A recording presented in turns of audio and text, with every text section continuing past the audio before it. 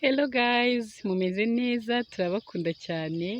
Twongeye kugaruka tubashimira yuko mukomeje gukora subscribe, share and comment na like, kandi ni ukuri kudushyigikira kwanyu n'inkunga ikomeye cyane. Yes, wiwi guys, ubu ngubu nibwo ari kwiga kuvuga mbega abona ashimishije, yanze ko mushyira hasi kugira ngo akomeze agendane nanjye, yanze ko nikora video tutari kumwe.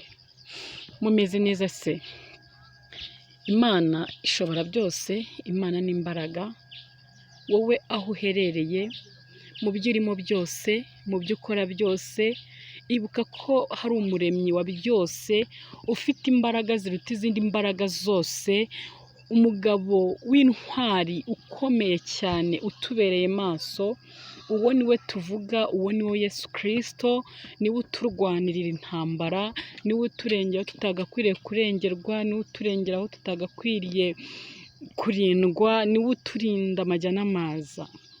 Nshuti wikiheba, Yesu ni umugabo w'intwari ukomeye cyane, azakurinda, azagutabara, azagendana nawe. Ibiguca intege wibyitaho, wicika intege muri ubu buzima, wowe tumbira Yesu wenyine. Umuririmbyi yararirimbye ngo tumbira Yesu wenyine, niwe gisubizo,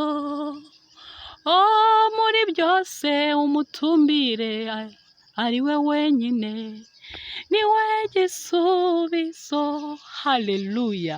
Mutumbire Yesu wenyine, niwe gisubizo, niwe ngabo idukingira ibyago n'amakuba, niwe uturinda ibyago byatugeraho n'ibitubabaze ngo biduherane.